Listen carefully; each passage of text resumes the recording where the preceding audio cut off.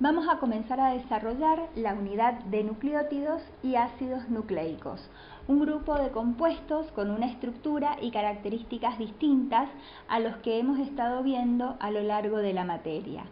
Abajo tienen la bibliografía donde pueden consultar en el libro de Antonio Blanco y en el libro de Elena Feducci los capítulos correspondientes donde se encuentran desarrollados estos temas. Estos compuestos se caracterizan porque están formados por carbono, hidrógeno, oxígeno, nitrógeno y fósforo.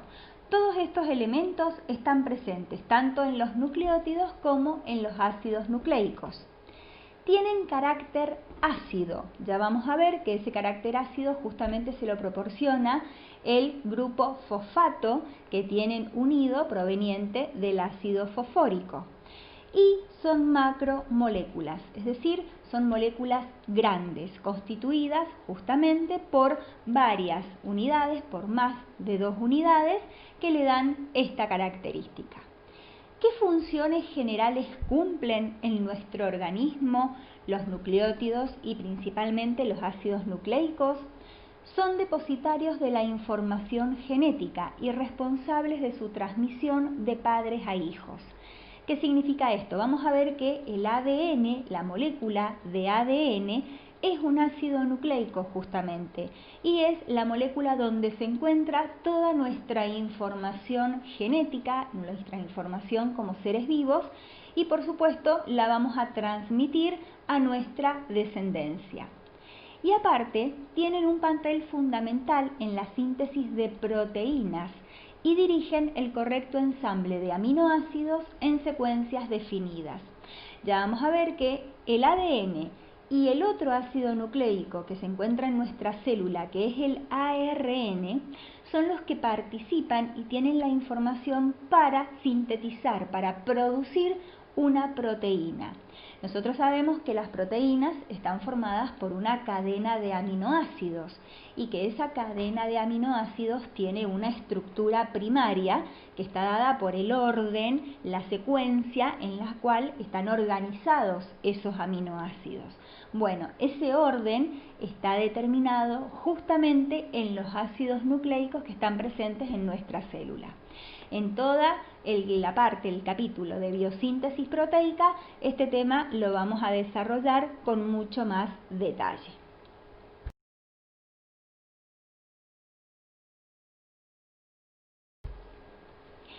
¿Cómo están formados estos compuestos? Estos compuestos están formados por 3 grandes componentes: una base nitrogenada, una pentosa y un grupo fosfato. ¿Qué significa esto? La base nitrogenada, como su nombre lo dice, es un compuesto, ya vamos a ver su estructura, cíclico, es decir, tienen estructura cíclica, y se llaman nitrogenadas porque justamente están constituidas por nitrógeno. Las bases nitrogenadas pueden ser de 2 tipos, las purinas y las pirimidinas. Ya vamos a ver en la diapositiva siguiente la estructura para que nos ubiquemos. Esa base nitrogenada va a estar unida a un azúcar, es decir, a un glúcido, que va a ser una pentosa. ¿Qué significa esto? Que es un glúcido que tiene 5 átomos de carbono. Esa pentosa puede ser una ribosa o una 2-desoxirribosa. Ya vamos a ver también a qué nos referimos con esto. Cuando la base nitrogenada se une a la pentosa, el compuesto formado por estos 2 componentes se lo conoce como nucleósido, ¿sí? Y cuando a la pentosa se le une un grupo fosfato, va a constituir toda la estructura lo que conocemos como un nucleótido. Es decir, un nucleósido está formado solamente por la base nitrogenada unida a la pentosa y un nucleótido va a estar formado por la base nitrogenada unida a la pentosa y esa pentosa unida a un grupo fosfato. Empecemos a desglosar cada uno de estos componentes. Por supuesto que el grupo fosfato proviene del ácido fosfórico, que ya lo hemos nombrado y estudiado previamente, pero analicemos cómo pueden ser las bases nitrogenadas y cómo pueden ser estas pentosas. Las bases nitrogenadas nosotros dijimos que pueden ser de dos tipos, las purinas y las pirimidinas. Las purinas, fíjense, por supuesto las estructuras no se las pedimos, pero sí sepan los nombres. Las purinas están formadas por dos ciclos, fíjense, son dos anillos que están unidos entre ellos, un anillo de 6 lados unido a un anillo de 5, y justamente tiene nitrógeno, por eso se llama base nitrogenada. Depende de la organización que tenga cada una de las purinas, nosotros vamos a tener adenina y guanina. O sea, las purinas son de dos tipos. Podemos tener una adenina o una guanina. Y las pirimidinas están formadas por un solo ciclo, no por dos como las anteriores. También tienen nitrógeno, por eso son bases nitrogenadas. Y las pirimidinas son tres: la citosina, el uracilo y la timina. Como verán, varían, por supuesto, en la estructura que tiene cada una. Un nucleótido puede tener cualquiera de estas 5, ¿sí?, bases nitrogenadas. Puede tener adenina, puede tener guanina, puede tener citosina, puede tener uracilo o puede tener timina. Cualquiera de estas 5 me puede constituir un nucleótido. Ya vamos a ver que el uracilo y la timina se unen específicamente a una pentosa determinada. En cambio, las otras 3, adenina, guanina y citosina, se pueden unir a cualquiera de las pentosas, ribosa o desoxirribosa.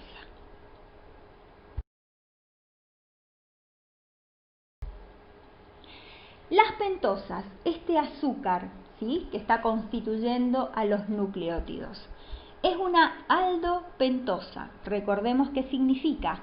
Aldo significa que tiene como función principal un grupo aldehído. Y pentosa porque está constituida por 5 átomos de carbono. La pentosa que constituye los nucleótidos dijimos que puede ser de dos tipos: la ribosa o la desoxirribosa. Fíjense, ambas son beta, como figura acá arriba. ¿Qué significa beta? Que el oxidrilo, recuérdenlo, esto lo vimos en glúcidos, el oxidrilo presente en el carbono 1 se encuentra hacia arriba. Lo podemos ver tanto en la ribosa como en la desoxirribosa. Pertenecen ambos a la familia o tienen isomería D y pueden ser ribosa o puede ser desoxirribosa. Este nombre que figura acá, ribofuranosa y desoxirribofuranosa, son los nombres químicos que tienen en base al ciclo de 5 lados que forman. Sepan que es directamente ribosa o desoxirribosa. Este nombre complejo no se los pedimos. ¿Qué diferencia hay entre una ribosa y una desoxirribosa? Fíjense, la que tienen en color rosado corresponde a una ribosa. Como verán, es un ciclo de 5 lados. El carbono 1, que tienen acá con el numerito, el oxidrilo está hacia arriba, por eso es beta. Y fíjense, en el carbono 2 yo tengo hacia abajo un oxidrilo. En cambio, fíjense en la desoxirribosa, la que tienen en color celeste a la derecha. También es un anillo de 5 lados, también en el carbono 1 tienen un grupo oxidrilo, pero fíjense en el carbono 2. yo no tengo un oxidrilo hacia abajo, tengo un hidrógeno solamente. Le falta un oxígeno. Por eso se la conoce como desoxirribosa.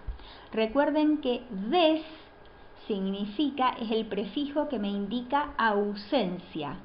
Si me dice desoxi, me está indicando que hay ausencia de un oxígeno. ¿Dónde está la ausencia de ese oxígeno? Justamente en el carbono 2 de esta pentosa. La ribosa, vamos a ver más adelante, que es la que se encuentra en el ARN, y la desoxirribosa es la que se encuentra justamente en el ADN.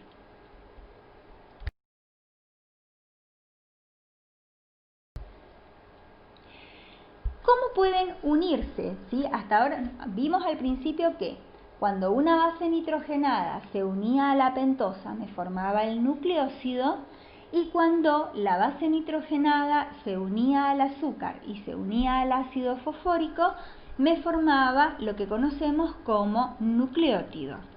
Bien, la base nitrogenada y el azúcar para formar el nucleósido, ¿cómo se forman? ¿Cómo se unen, ¿sí?, estos dos compuestos? La base nitrogenada se va a unir al azúcar a través, fíjense en la imagen que tienen a la izquierda, se van a unir a través del carbono 1, del oxidrilo, del carbono 1 de la pentosa, en este caso tienen dibujada la desoxirribosa, con uno de los nitrógenos de la base nitrogenada. Recuerden que la base nitrogenada puede ser las que hemos nombrado previamente. En este caso se ha mostrado una citosina, pero podría haber sido una adenina, una guanina, etc.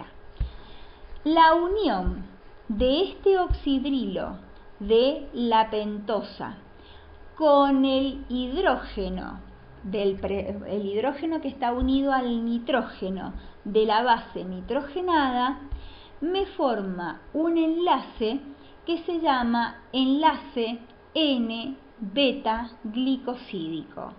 ¿Por qué se llama así? N porque justamente participa el nitrógeno en este enlace. Beta porque el oxidrilo presente en el carbono 1 de la pentosa habíamos dicho que estaba hacia arriba y era beta. Y glicosídico porque está participando un azúcar, es decir, está participando un glúcido que justamente es la pentosa. Específicamente, fíjense en esta unión, el oxidrilo del carbono 1 de la pentosa y el hidrógeno unido al nitrógeno se unen, se van para formar agua, como figura acá en la flecha.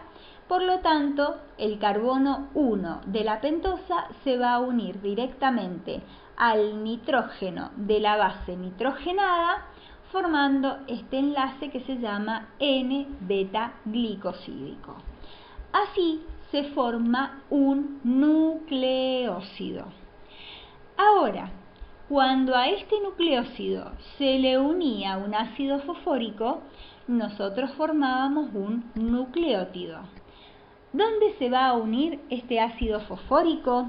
A la pentosa. ¿A qué lugar de la pentosa se va a unir? Al carbono 5. Fíjense, acá en la imagen a la izquierda tienen, en este caso es una adenina, la base nitrogenada, que está unida a la pentosa para formar el nucleósido.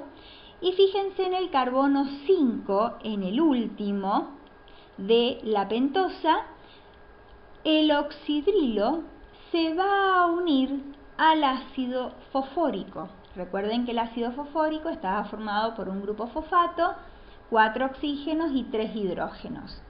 Uno de esos hidrógenos se me va a unir al oxidrilo para formar agua y por lo tanto el carbono 5 de la pentosa va a quedar unido al oxígeno que queda sin enlace, fíjense en la imagen que tienen a la derecha, para formar un enlace entre ellos que se llama enlace fosfodiéster. Así se conoce este enlace. Se llama fosfo porque justamente participa el ácido fosfórico y se llama éster por la naturaleza química que tiene este enlace. Recuerden que en los enlaces éster se unía un ácido con un alcohol. ¿Cuál va a ser el alcohol en este caso? El grupo oxidrilo presente en el azúcar, en el glúcido, en la pentosa, y el ácido justamente va a ser el ácido fosfórico. Así, a través del enlace glicosídico y a través del enlace fosfodiéster me queda constituido un nucleótido.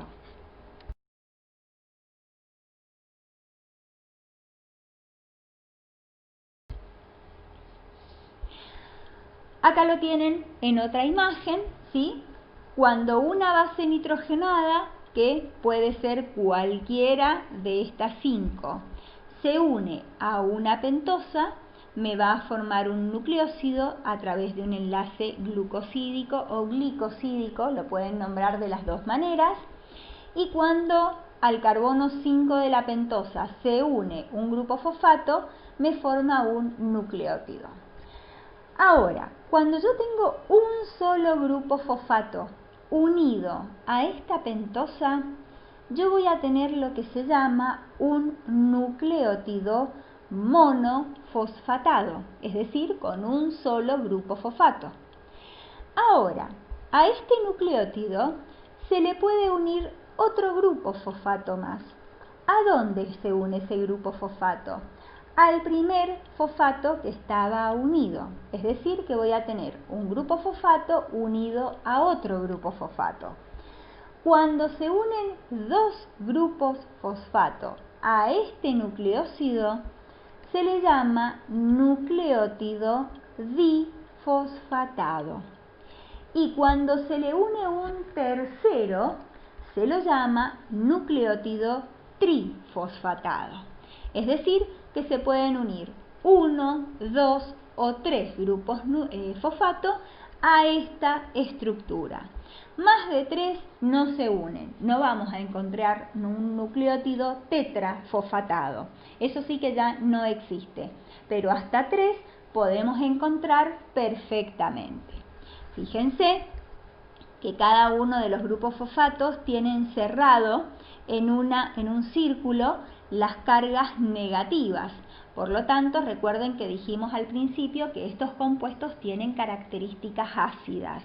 Justamente, ¿quién les otorga, les proporciona esas características ácidas?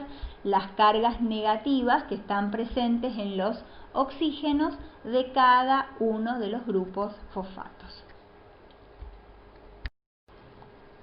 Fíjense, en este cuadro, como dijimos anteriormente, las bases nitrogenadas se pueden unir a cualquiera de las dos pentosas, ribosa o desoxirribosa, para formar nucleósidos y después, posteriormente, al unirse a un grupo fosfato, el nucleótido correspondiente. Fíjense las purinas, adenina y guanina. Cuando la adenina se une a una ribosa, me va a formar un nucleósido que se llama adenosina. Y cuando se une a la desoxirribosa, me va a formar un nucleósido que se llama desoxiadenosina. Cuando ellos se unen a un grupo fosfato para formar un nucleótido, si lo que yo tenía era una adenosina, cuando se une al grupo fosfato me va a formar un nucleótido que se llama adenosina monofosfato, que lo simbolizamos con la sigla AMP, adenosina mono y la P de fosfato. Cuando es la desoxiadenosina, el nucleótido se llama desoxiadenosina monofosfato y antecedemos a la sigla la letra D minúscula, que me indica que es la desoxirribosa, la pentosa que está formando este nucleótido.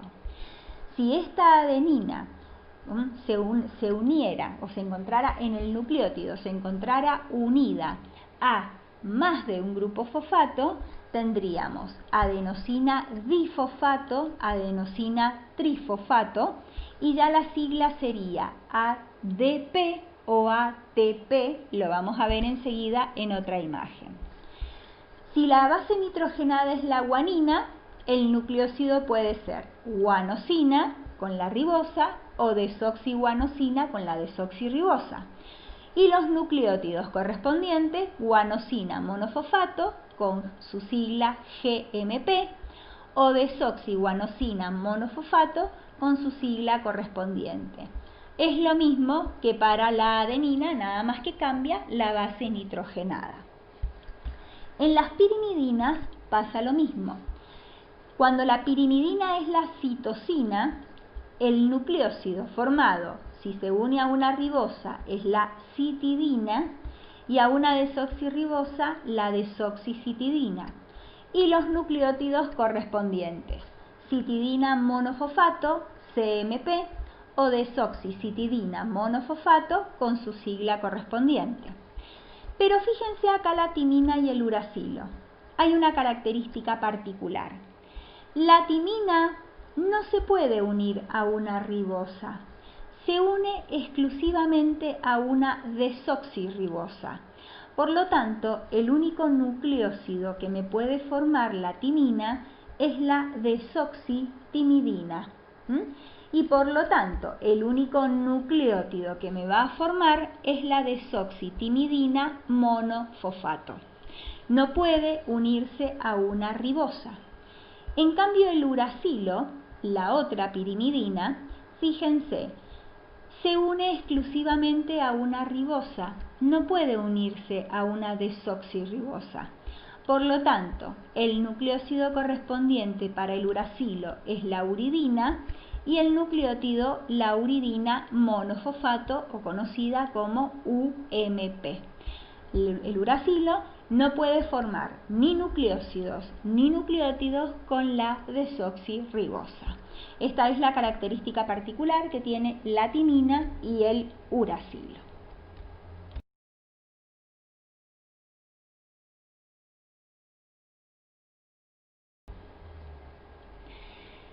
¿Qué características tienen los nucleótidos que están formados por más de un grupo fosfato? ¿Sí?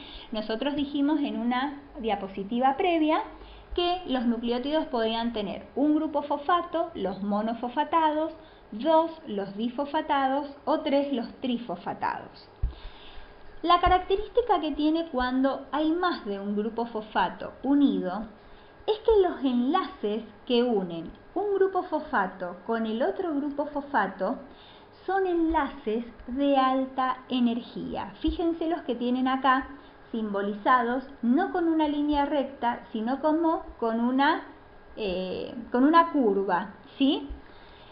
Me están indicando que el enlace que une el segundo grupo fosfato con el primero y el tercer grupo fosfato con el segundo son enlaces de alta energía, son enlaces, uniones que en su interior son uniones de tipo covalente, pero que en su interior tienen una gran cantidad de energía almacenada, porque justamente el tipo de enlace que se encuentra presente es de tipo anhídrido. ¿Qué significa esto? Un anhídrido es un enlace que se forma cuando se une un ácido con otro ácido. En estos casos es un ácido fosfórico unido a otro ácido fosfórico y esa unión es de muy alta energía. ¿Qué significa esto? Que cuando se rompe este enlace, es decir, su hidrólisis, libera una gran cantidad de energía que nuestro organismo puede utilizar para llevar a cabo distintas reacciones químicas y distintos procesos biológicos.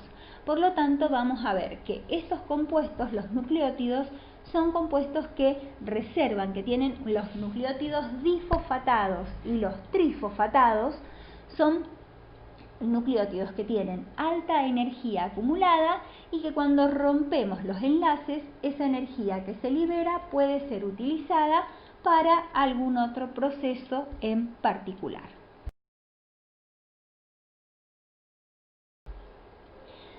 Dentro de estos nucleótidos, mono, di y trifosfatados de importancia a nivel energético, nosotros tenemos el ATP, ¿sí? El ATP, es decir, el nucleótido formado por la adenina. El ATP es la adenosina trifosfato, es decir, es un nucleótido formado por adenina y que tiene 3 grupos fosfatos.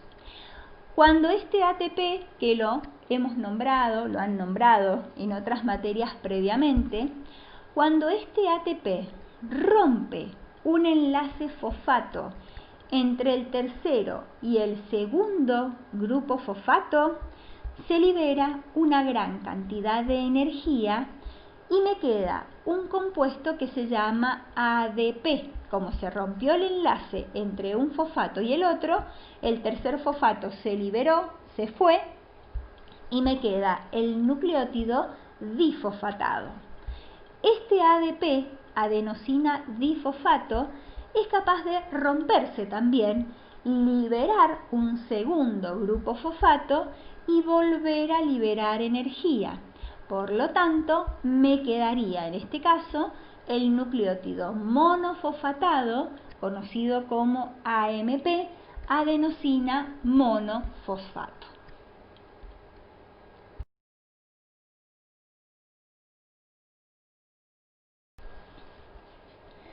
Por lo tanto, los nucleótidos de adenina, ATP y ADP, como nombramos previamente, son moléculas que cobran importancia porque son transportadoras de energía a través de estos enlaces entre un fosfato y el otro y participan en reacciones, tanto las llamadas exergónicas como las llamadas endergónicas. ¿Qué significa esto?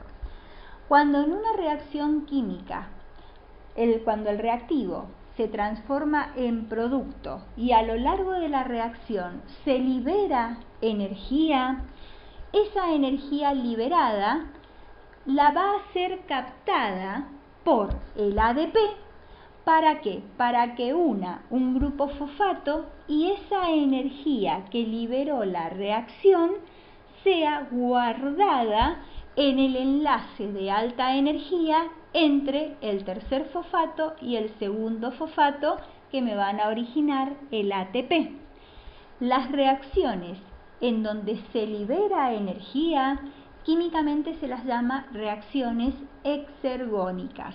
Y justamente como dijimos, esa energía liberada se guarda, se reserva en forma de ATP.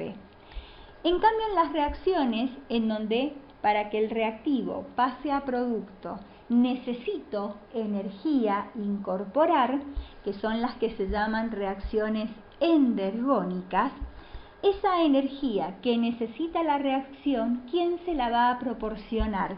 Se la va a proporcionar el ATP.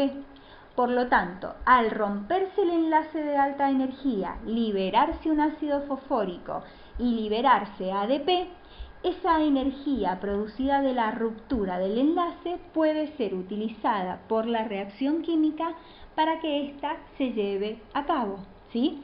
Un ejemplo clásico es, que hemos visto previamente, es el de la contracción muscular. Para que se lleve a cabo la contracción muscular, como es un proceso que necesita energía, ¿qué utiliza? Utiliza ATP, que se rompe en ADP y en ácido fosfórico.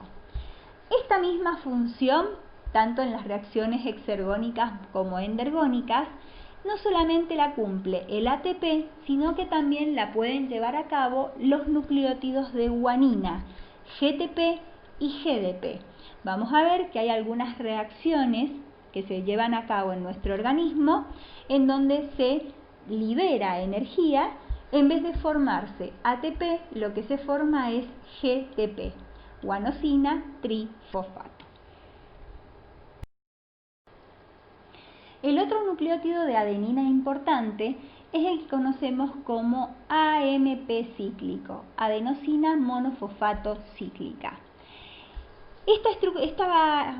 Este compuesto se caracteriza porque no cumple funciones de transportador de energía, como vimos recién con el ATP, sino que cumple otra función que es la de segundo mensajero, es decir, cuando una hormona se une a su receptor en una célula blanco, como vimos en la unidad de hormonas, se desencadena toda una respuesta en esa célula y esa respuesta que se desencadena necesita mensajeros, llamados segundos mensajeros, en donde participa este compuesto, el AMP cíclico. Es decir, este compuesto participa o tiene función principalmente en desencadenar una respuesta celular que ha sido ocasionada por la unión de una hormona a su receptor específico. Este AMP cíclico se forma a partir del ATP en el interior de la célula, justamente como dijimos recién, es un segundo mensajero que se encuentra adentro, es un segundo mensajero intracelular. Y eso que es fabricado, por decirlo así, es producido por la acción de una enzima que se llama adenilato ciclasa. ¿Qué significa? Esta enzima ciclasa me está indicando que justamente va a ser una enzima que va a permitir que se forme un ciclo entre la pentosa y el grupo fosfato. Fíjense en la imagen que tienen abajo. Nosotros tenemos la adenina, la base nitrogenada, la pentosa, pero fíjense el grupo fosfato que se encuentra unido a esta pentosa. Está unido a través de dos enlaces. El enlace a través del carbono 5, como hemos visto previamente, y el enlace, un segundo enlace, a través del carbono 3 de la pentosa. Por lo tanto, este ciclo generado hace que el compuesto se llame AMP cíclico. Y su importancia justamente es esta: participar en reacciones, en el desencadenamiento de reacciones hormonales como segundo mensajero.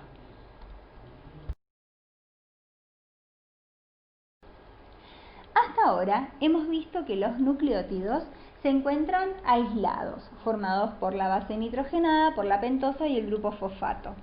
Pero los nucleótidos entre sí pueden unirse entre ellos, uno atrás del otro, como si formaran un tren. Cuando se une un nucleótido a otro nucleótido, me van a constituir un grupo de compuestos que se conocen como polinucleótidos, es decir, compuestos formados por una cadena de nucleótidos. Por eso justamente se forman por la polimerización de nucleótidos. ¿Cómo se une un nucleótido con el otro nucleótido? Fíjense en la imagen, ¿sí? Nosotros acá tendremos tres nucleótidos. Un nucleótido que tiene uracilo, fíjense acá en el recuadro hay una U que me está indicando, para no escribir toda la estructura de la base nitrogenada, que es un uracilo. Otro nucleótido formado por la guanina y otro nucleótido formado por citosina. Cada uno con su pentosa y cada uno con su ácido fosfórico. Fíjense entre el nucleótido que tiene uracilo y el nucleótido que tiene guanina. El grupo fosfato, el que tienen sombreado acá en gris, que pertenece al nucleótido que tiene guanina, es capaz de unirse a través de un oxígeno a la pentosa del nucleótido que tiene uracilo. Y fíjense, ese ácido fosfórico se une al carbono 3 de la pentosa del otro nucleótido, formándose un enlace que también se llama enlace fosfodiéster, es decir, es un enlace entre el grupo fosfato y un grupo oxidrilo, que en este caso se encuentra en el carbono 3. Pero en el carbono 3 ¿de quién? De una pentosa que pertenece a otro nucleótido, ¿sí? Por eso, este enlace es entre el fosfato del carbono 5 de un nucleótido y el oxidrilo del carbono 3 de otro nucleótido, lo que tienen acá señalado en la llave, ¿sí?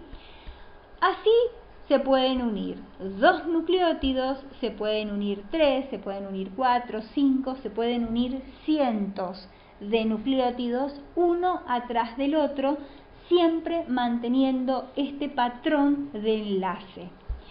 Cuando se unen varios nucleótidos, el nucleótido que queda en cada uno de los extremos queda libre, tiene una parte libre. El primer nucleótido, por decirlo así, que va a ser el que va a tener el grupo fosfato libre, ¿sí? ¿Por qué? Porque no tiene ningún otro nucleótido unido a ese grupo fosfato, se lo conoce como extremo 5' de la cadena. ¿Por qué se lo llama extremo 5'? Porque el grupo fosfato que está unido al carbono 5, y como en la pentosa este carbono 5 se lo llama 5', está libre, este extremo es el extremo 5'. En cambio, el otro, es decir, el último nucleótido, por decirlo así, como no tiene ningún ácido fosfórico, ningún fosfato unido al carbono 3 de la pentosa, que lo llamamos carbono 3', a ese extremo, fíjense, acá lo tienen pintadito en fucsia, se lo conoce como extremo 3', es decir, que tiene el extremo, el carbono 3' de la pentosa, se encuentra libre, ¿sí? Extremo 5', cuando el grupo fosfato se encuentra libre, extremo 5', cuando el grupo fosfato se encuentra libre, extremo 3', cuando el grupo oxidrilo se encuentra libre. Así, nosotros tenemos dos grandes tipos de polinucleótidos, es decir, de compuestos que están formados por una larga cadena de nucleótidos unidos, uno atrás del otro, que son el ARN y el ADN, ambos conocidos como ácidos nucleicos. Ácidos porque justamente tienen característica ácida dada por el grupo fosfato, y nucleicos porque se encuentran en el núcleo principalmente. Ya vamos a ver que la ARN se puede encontrar en otro lado también. ARN y ADN, ¿qué similitudes y diferencias tienen? Ambos están formados por nucleótidos, son cadenas de polinucleótidos. Pero ¿qué diferencia hay entre uno y otro? Fíjense. El ARN se llama ácido ribonucleico. ¿Por qué se llama así? Está formado por grupos fosfatos, como todos, por eso la característica de ácido, pero se llama ribonucleico porque la pentosa que lo forma es la ribosa. Y dijimos que la ribosa puede unir a cualquiera de las bases nitrogenadas salvo la timina. Es por eso que el ARN puede estar formado por bases nitrogenadas como la citosina, la guanina, la adenina y el uracilo. La timina no está presente. En cambio, el ADN es el ácido desoxirribonucleico. Desoxi porque el azúcar, la pentosa que lo constituye, es la desoxirribosa, y la desoxirribosa dijimos que podía unir timina pero no uracilo. Por lo tanto, las bases nitrogenadas, ¿cuáles van a ser en el ADN? Citosina, guanina, adenina y timina. El uracilo no está presente. ¿Qué otra diferencia podemos observar? Fíjense, el ARN es una cadena de nucleótidos, pero que forma una sola, está formado, digamos, por una sola cadena. En cambio, fíjense en el ADN. el ADN es una doble cadena. Fíjense, es una doble hélice. Son dos cadenas de nucleótidos que se enrollan formando una especie de espiral, formando una especie de doble hélice más que espiral. ¿Y cómo se mantiene, cómo se une una cadena con la otra cadena? A través de las bases nitrogenadas de cada una de ellas. Ahora lo vamos a ver para que lo interpretemos bien. Pero estas son las grandes diferencias que hay entre estos dos polinucleótidos, que justamente son los ácidos nucleicos, ARN y ADN. En este cuadro vamos a repasar un poco las diferencias que hay entre los dos ácidos nucleicos presentes en nuestra célula, entre el ADN y el ARN. Algunas ya las hemos nombrado previamente. El ADN tiene una estructura de doble hélice, está formado por una pentosa, un azúcar que es la desoxirribosa, de ahí su nombre, ácido desoxirribonucleico. Sus bases nitrogenadas son adenina, guanina, citosina y timina. Se ubica en el núcleo de la célula. Una pequeña parte también se puede encontrar en las mitocondrias y también se encuentra en los cloroplastos. Los cloroplastos son la organela presente en la célula vegetal que se encarga de la fotosíntesis. En las células animales, por supuesto, en el hombre no se encuentra. ¿Y este ácido nucleico cuáles son sus principales funciones? Habíamos dicho que en él se encuentra toda la información genética de un ser vivo. Por lo tanto, participa en la herencia de la información de padres a hijos.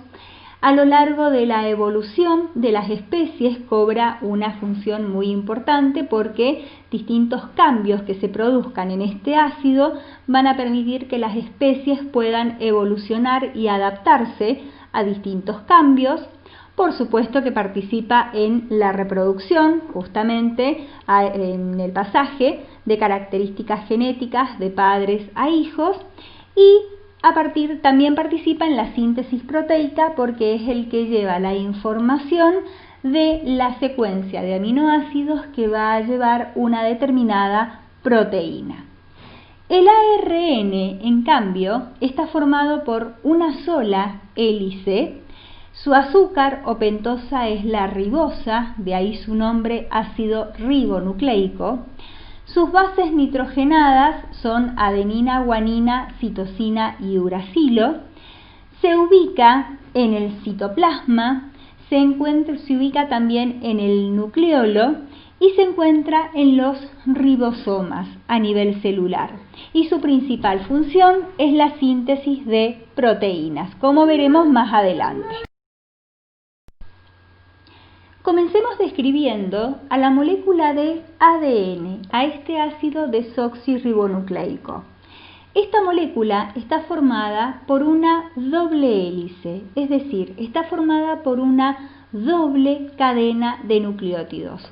Dos cadenas de polinucleótidos que están unidas una a la otra y en su estructura se enrollan sobre sí misma, formando una estructura, como dijimos, de doble hélice. Como vemos en la imagen, las cintas de color celeste corresponderían a las uniones, a las pentosas unidas a los grupos fosfatos de ambas cadenas. Y las estructuras que vemos hacia adentro de color, como si fueran los peldaños, por decirlo así, de una escalera caracol, corresponden a las bases nitrogenadas. Por lo tanto, como pueden ver, una cadena de nucleótidos está unida a la otra cadena de nucleótidos a través de las bases nitrogenadas de cada una. Las bases nitrogenadas no se unen al azar, sino que mantienen un patrón. ¿Qué significa esto? Que tienen complementariedad. Una base nitrogenada se va a unir específicamente a otra base nitrogenada. ¿Y cuáles son? Adenina siempre se une con timina y guanina siempre se une con citosina. Es decir, una purina siempre se une con una pirimidina y con una específicamente. Por lo tanto, esta estructura va a tomar como una especie, una forma de escalera caracol, donde las barandas corresponden a las pentosas unidas a los grupos fosfato y los peldaños a los pares de bases nitrogenadas que están unidos entre sí. Este modelo de ADN fue descubierto por dos científicos que se llamaban Watson y Crick. Por ello, a este modelo de ADN, que es el que se conoce actualmente, justamente se lo llama modelo de Watson y Crick. ¿Cómo es la unión de las bases nitrogenadas que forman la estructura que dijimos en escalera caracol de la molécula de ADN? Dijimos previamente que las bases nitrogenadas se unen por complementariedad, es decir, adenina siempre se une con timina y guanina siempre se une con citosina. Como podemos ver en la imagen arriba, una base nitrogenada de una cadena con la base nitrogenada de la otra cadena se unen a través de enlaces puente hidrógeno, ¿sí? Entre, por supuesto, un hidrógeno y un oxígeno o entre un hidrógeno y un nitrógeno. Cuando se unen adenina con timina, se forman dos enlaces puente hidrógeno. En cambio, cuando se unen guanina y citosina, por la estructura química que tienen estas bases nitrogenadas, se forman tres enlaces puente hidrógeno.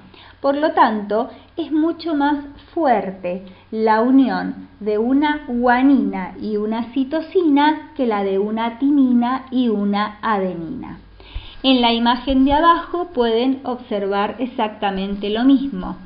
Las bases nitrogenadas unidas por tres enlaces puente hidrógeno o por dos, depende de las bases nitrogenadas de las cuales se trate, y hacia afuera los pentágonos que pueden observar corresponden a las pentosas de una cadena y de la otra, y las esferas, los círculos de color celeste, corresponden a los grupos fosfatos. Por lo tanto, el ADN tiene la característica en sus cadenas que son complementarias, o sea que adenina siempre se une con timina y citosina siempre se une con guanina. Pero aparte, la molécula de ADN tiene otra característica, y es que las cadenas o hebras, también se las puede llamar, son antiparalelas. ¿Qué significa esto? Que si una cadena, supongamos la cadena de la derecha, tiene su extremo 5', dado por el fosfato libre, hacia arriba, supongamos, y el extremo 3', dado por el grupo oxidrilo libre, hacia abajo, la otra cadena va a ir en sentido opuesto, es decir, el extremo 5' va a estar abajo y el extremo 3' va a estar arriba, como lo muestran las flechas en la imagen superior que tienen. Por lo tanto, estas son las dos grandes características que tienen las cadenas de ADN, que son antiparalelas y que son complementarias dadas por las bases nitrogenadas. Para que nos ubiquemos en lo que hemos estado explicando, fíjense, acá tendríamos una secuencia de una molécula de ADN, es decir, un segmento de esa molécula. Ambas cadenas, en verde y en amarillo, tendríamos una hebra y la otra hebra complementaria de ADN, y fíjense, cuando una cadena va de 5' a 3', La complementaria va en el sentido opuesto, es decir, de 3' a 5'. Y fíjense la complementariedad de las bases. Adenina siempre se va a unir con timina y guanina siempre se va a unir con citosina. Y depende de las bases, va a ser la cantidad de enlaces puente hidrógeno que voy a tener. 2 en el caso de adenina-timina y 3 en el caso de guanina-citosina. El ADN en el núcleo de la célula no se encuentra solo, sino que se encuentra asociado a un grupo de proteínas que se llaman proteínas histonas. Estas proteínas son de 5 tipos: la H1, la H2A, la H2B, la H3 y la H4. Todas ellas se asocian con el ADN para formar distintas estructuras que nosotros conocemos con el nombre de nucleosoma. Fíjense en la imagen superior derecha. ¿Cómo está constituido un nucleosoma? Está formado por lo que se llama un octámero de histonas, es decir, como pueden ver en la imagen, 2 proteínas H2A, las que tienen en color amarillo, 2 H2B, las de color naranja, 2 H3, las de color azul, y 2 H4, las de color verde. Como son 8 unidades, por eso se llama octámero de histonas. Fíjense lo que hace el ADN. El ADN se enrolla, es decir, da 2 vueltas alrededor de ese octámero de histonas. Y la histona H1, que ustedes ven hacia adelante de color rojo, es la que permite estabilizar toda esta estructura. Entonces, el ADN, a lo largo de su longitud, se va enrollando en distintos octámeros de histonas, formando distintos nucleosomas. Estos nucleosomas dan un aspecto al ADN como si fuera un collar de perlas, donde cada uno de esos nucleosomas constituye una perla y le permite a la molécula de ADN compactarse. ¿Compactarse para qué? Para formar lo que nosotros conocemos como cromosomas, ¿sí? Recordemos que los cromosomas están constituidos, por lo tanto, por una molécula de ADN, es decir, cada cromosoma tiene una molécula de ADN asociada a proteínas histonas y depende de la célula de cual nosotros estemos hablando, es la cantidad de moléculas de ADN y de cromosomas que va a presentar. Las células somáticas, que son todas las células de nuestro organismo, salvo las células sexuales, están constituidas por 46 moléculas de ADN, en el caso siempre, por supuesto, de la especie humana. Por lo tanto, también presentan 46 cromosomas. Mientras que las células sexuales, o sea, el óvulo y el espermatozoide, presentan la mitad de ese material genético, es decir, tienen 23 moléculas de ADN, por lo tanto 23 cromosomas. Recordemos por qué las células sexuales tienen la mitad de moléculas de ADN que una célula somática, y porque por supuesto cuando un óvulo y un espermatozoide se unan, el huevo que van a formar, ese nuevo ser, en sus células va a tener que tener 46 cromosomas.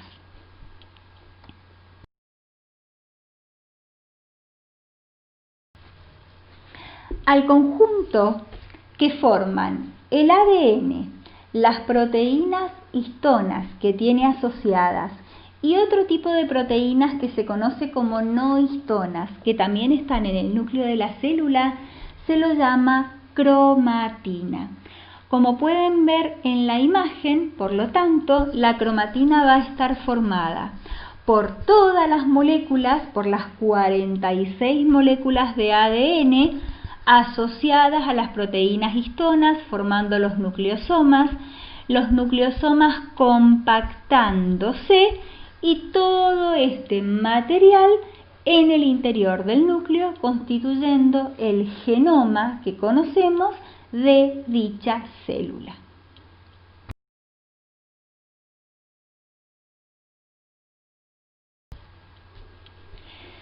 Pasemos a describir ahora el otro ácido nucleico que es el ARN.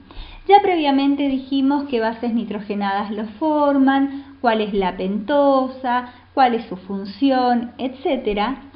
Nosotros ahora vamos a describir los tres tipos de ARN que encontramos. El ARN mensajero, el ARN de transferencia y el ARN ribosomal. Como pueden ver, cada uno con su sigla característica. El ARN mensajero se va a encargar de transportar la información que contiene el ADN a los ribosomas. Como su nombre lo dice, mensajero, va a llevar un mensaje que nace en el ADN a los ribosomas para que estos ribosomas puedan traducir ese mensaje. El ARN de transferencia es un transportador.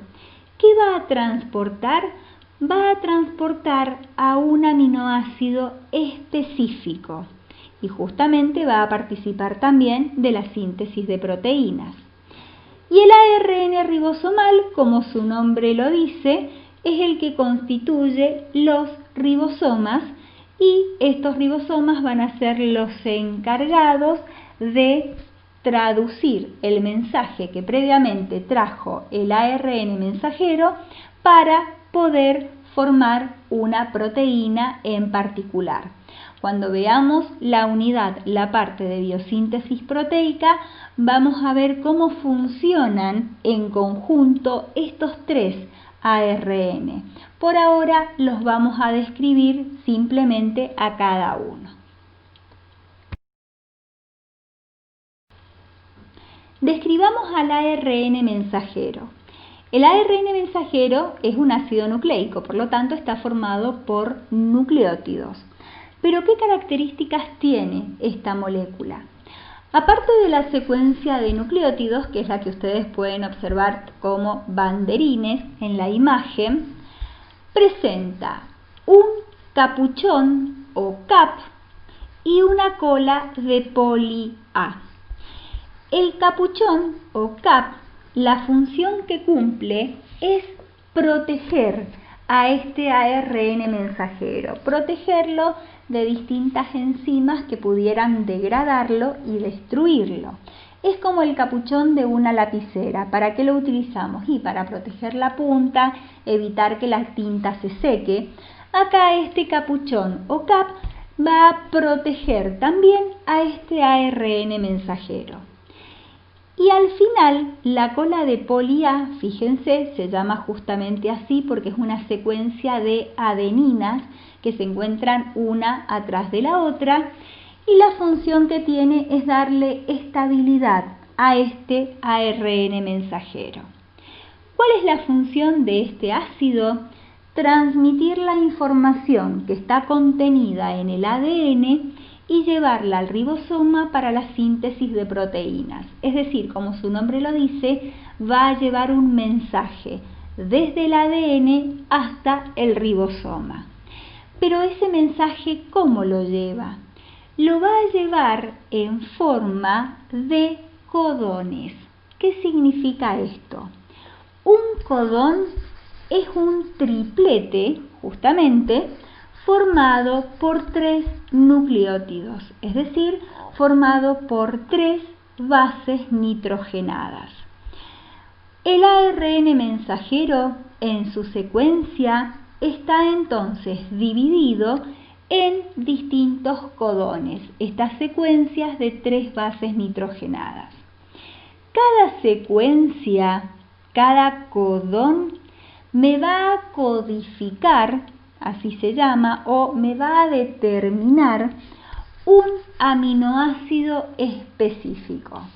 Por ejemplo, como tienen acá en la imagen, este ARN mensajero está formado por un codón que le vamos a llamar codón número 1, que su secuencia de aminoácidos es guanina, citosina, uracilo.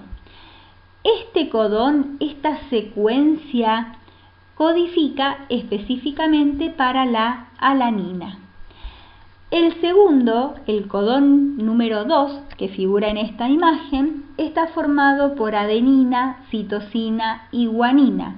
Por lo tanto, este triplete me va a codificar para el aminoácido treonina. El tercer codón, que figura acá, guanina, adenina, guanina, codifica para el glutamato. Es decir, cada uno de esos tripletes de bases nitrogenadas que presenta el ARN mensajero me va a determinar un aminoácido específico que va a estar presente en la proteína que voy a sintetizar. Es por eso que el ARN se llama mensajero, porque lleva un mensaje que está dado por codones hacia el ribosoma para que, como vamos a ver más adelante, ese ribosoma pueda traducirlo en una proteína posteriormente.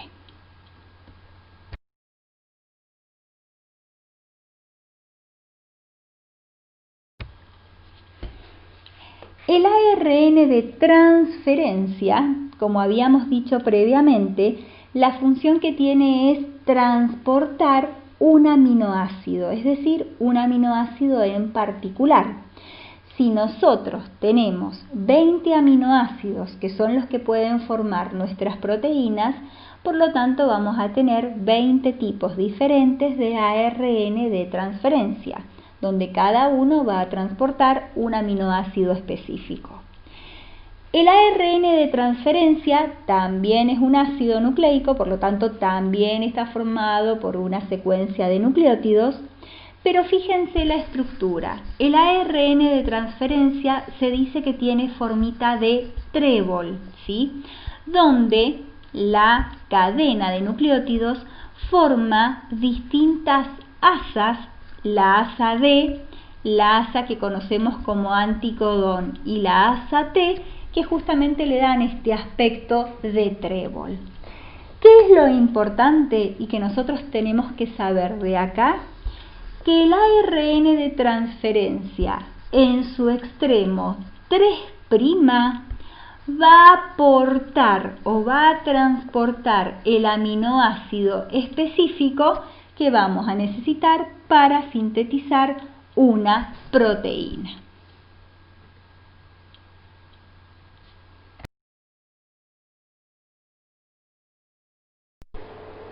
Ya hemos descrito la molécula de ADN, hemos descrito los ARN mensajero de transferencia. El ARN ribosomal, habíamos dicho que era el que se encuentra en el ribosoma. Vamos a hablar ahora que conocemos como el dogma central de la biología. El dogma central de la biología es todo el código que lleva a cabo nuestra célula para, a partir de una molécula de ADN, sintetizar una proteína y para que, a partir de una molécula de ADN que se encuentra en una célula, las células hijas que surjan de la mitosis de esa célula madre presenten la misma cantidad, el mismo material genético y la misma información que la célula que les dio origen. Para ello, nosotros partimos de la molécula de ADN o DNA que se encuentra en el núcleo de nuestra célula. Esa molécula de ADN puede sufrir un proceso de replicación para multiplicarse o puede sufrir un proceso de transcripción y traducción para formar una proteína.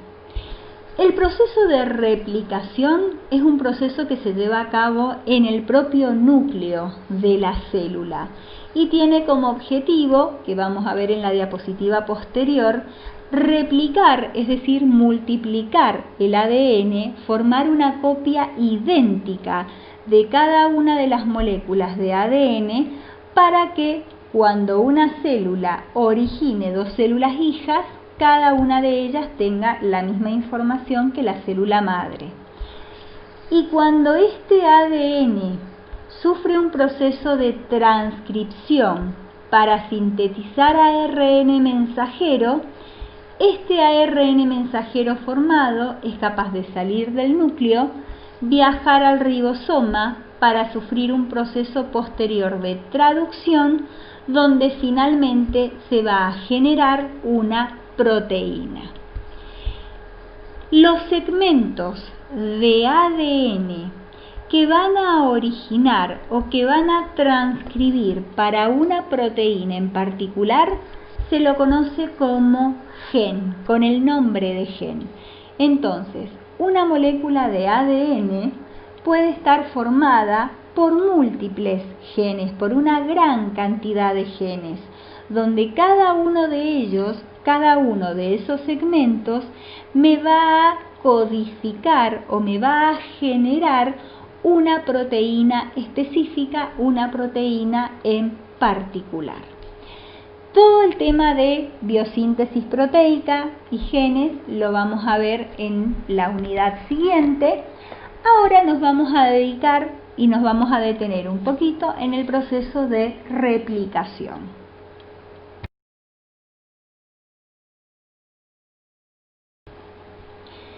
La replicación, por lo tanto, como dijimos recién, es el proceso por el cual la molécula de ADN se va a duplicar para obtener una copia idéntica, es decir, tiene que ser una copia exactamente igual.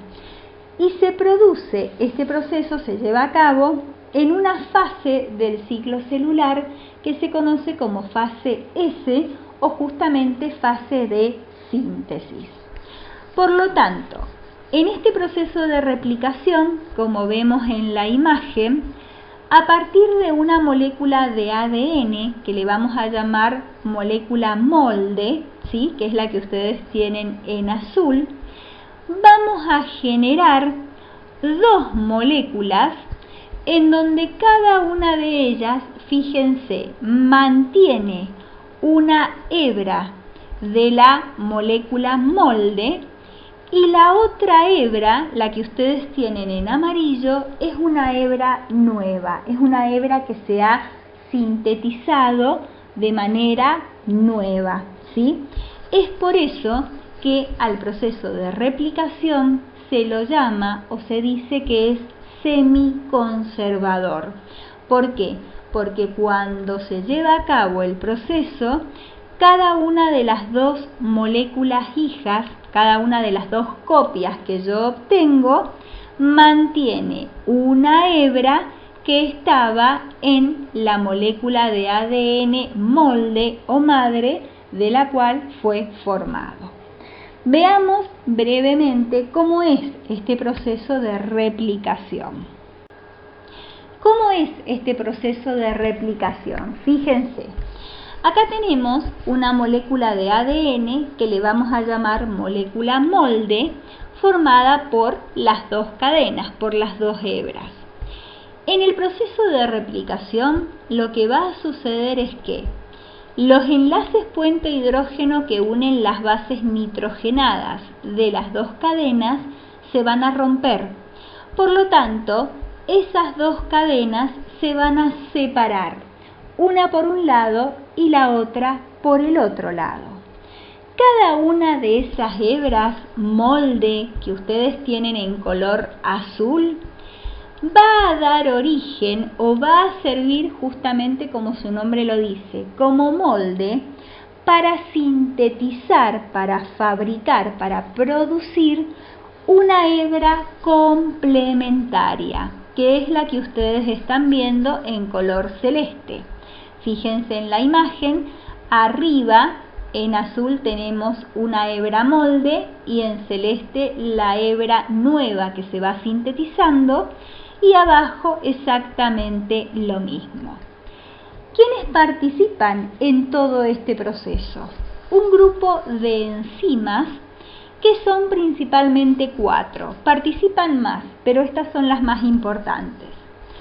La topoisomerasa, la helicasa, la ADN polimerasa y la ligasa. Cada una de ellas va a tener una función específica. La helicasa va a ser como la tijera, por decir así, que va a ir rompiendo los enlaces puente hidrógeno y abriendo y separando cada una de esas dos cadenas molde.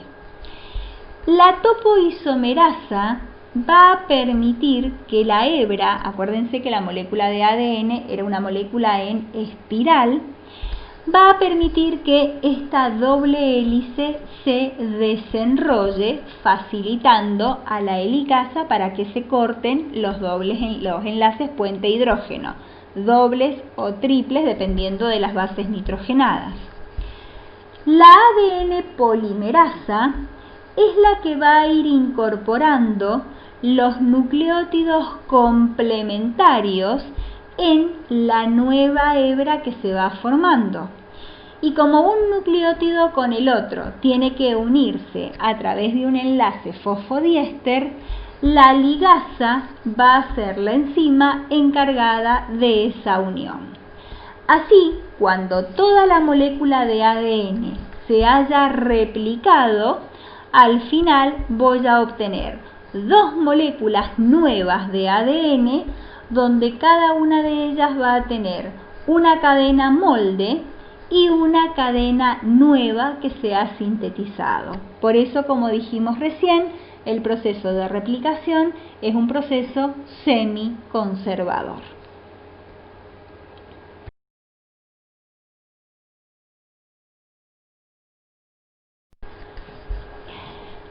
Nosotros habíamos dicho previamente que en el núcleo de la célula nosotros teníamos el ADN asociado a proteínas, histonas, que me formaban un cromosoma.